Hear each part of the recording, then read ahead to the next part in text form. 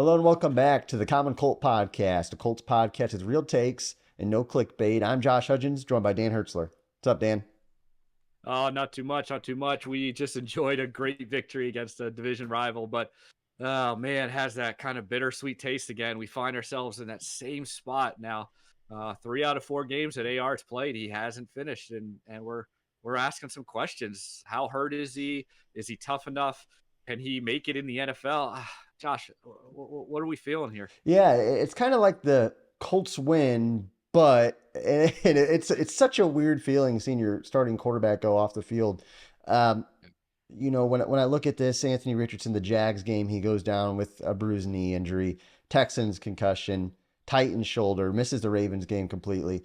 Um, and I go on Twitter and I see a bunch of fans kind of obviously probably overreacting. And if you know our show or if you're just the first time watching, we are fans and we do probably overreact sometimes, but we try to shoot it from the hip and we try to call it how we see it. And I think the thing that scares me the most about Anthony Richardson right now and the stuff that I see the most online is, hey, is this guy targeting like an RG3 timeline? Like, is this guy going to have a career path of Robert Griffin, who was a great dynamic rookie, and then the injuries just kind of piled up, and he was just never the same. Look, he's 4 or 5 games into his career. Is that an overreaction, or I don't know. I don't know how to feel other than this guy's getting hurt a lot. He kind of is injury prone at this point. Yeah, that's kind of where I was a few weeks ago, and now we find ourselves right back here, and it's hard to deny the fact that he's just not finishing these games. Something's happening. We talked about learning how to slide, learning how to avoid hits. He kind of took a monster shot and got the shoulder issue.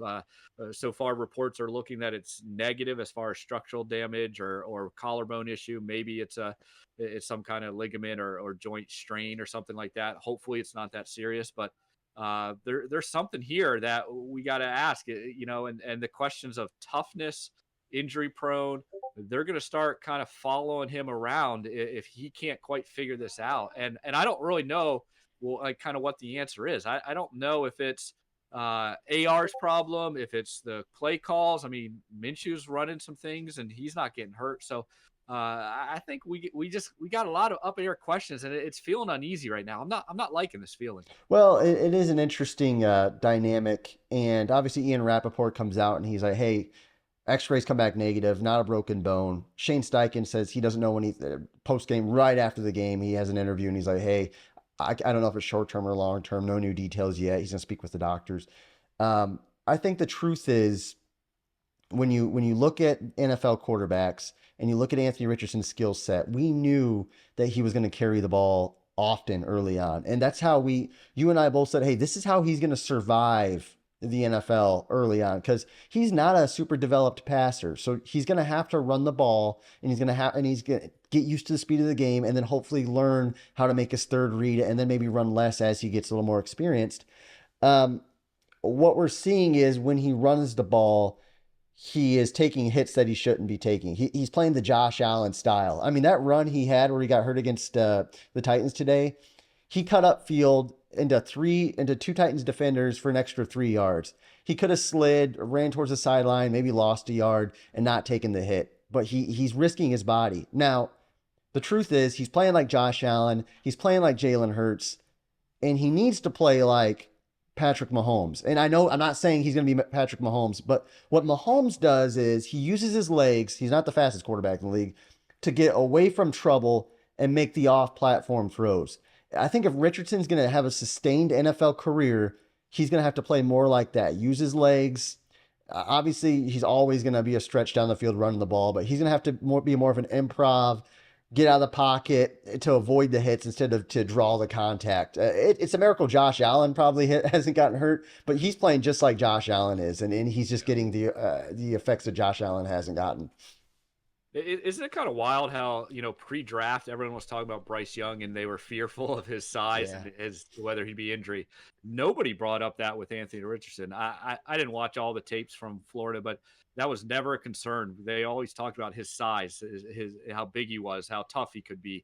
And now it feels like there's some questions about that toughness. So Are you leaning towards more this is an injury prone thing or this is a toughness thing? Because does he just have to play through some of this stuff? Yeah, that's a good question. And obviously, when we hear back on what the injury is, that'll be an interesting dynamic. I mean, he couldn't lift his arm over his head, so or up at all. So if it comes back that, hey, this is a serious injury, then maybe we can't question that as much. But what I do think we can question is something interesting, and this was brought up by one of my friends.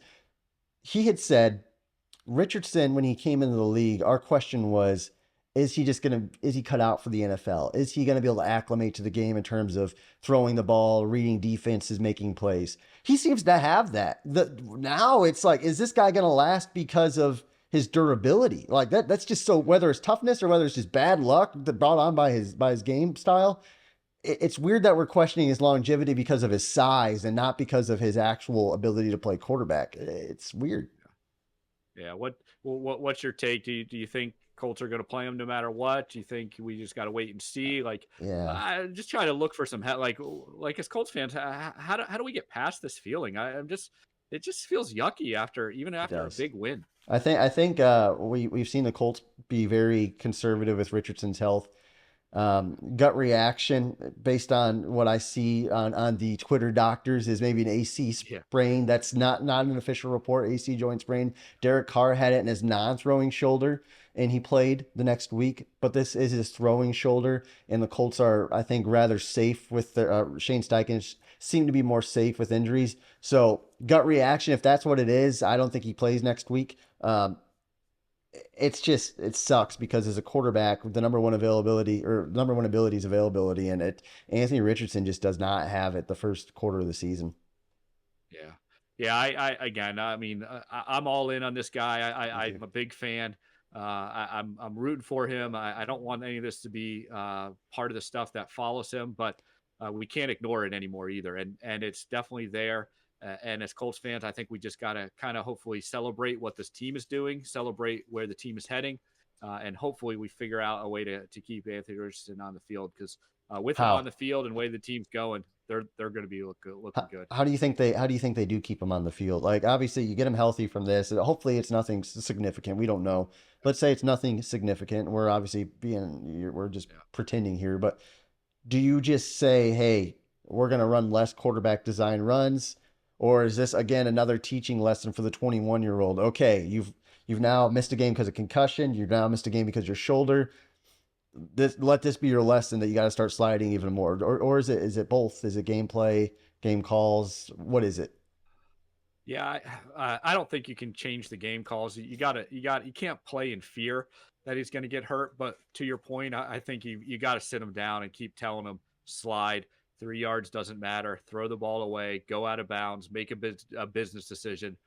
This is bigger than just this one moment of you trying to truck somebody or get that extra yard. You got to keep staying on this field, and so they just got to sit them down and keep telling them this. But as far as play calling, you can't play in fear. And so they got to keep making the right play calls. I remember Andrew Luck's last season, where he obviously we didn't know it was his last season at the time, but leading up to that, he had all these injuries at this point, and everyone was saying he just needs to slide more. And they were playing the Bills, and he gets to the 5 yard line, and he's got the ball, and everyone's thinking Andrew Luck's going to truck this cornerback, get in the end zone, and he runs out of bounds at the 3 yard line. They get to a 4th and 1, and he throws a touchdown to T.Y. Hilton, and all is well. And then he goes to the sideline. It was mic'd up. And then he asked Chuck Pagano at the time, or not Chuck Pagano, Frank Reich at the time. And he says, hey, did I turn that down at the red zone? Should I have ran in? And then Frank's like, no, you did exactly what you were supposed to do. But it's like Luck, he was retrained at that point to not take the hit. But even then in his head, he's like, crap, I should have ran that guy over. So I think, but it took, missed seasons for him to get that. I hope that Anthony, he's 21, he's young, he's learning. The optimist in me says he's going to get this. This is a punch in the face, a big punch in the face, but hopefully sometimes that's what it takes to get better is to get knocked down. And hopefully that's what it is. And hopefully it's not significant for a young guy who does show potential when he plays. But, well, guys, we appreciate you watching. I know kind of a somber episode, but we shoot it from the hip. And if you like that, subscribe to our channel. We're close to 2,000. It would mean a bunch. Thanks again for watching, guys, and have a great day.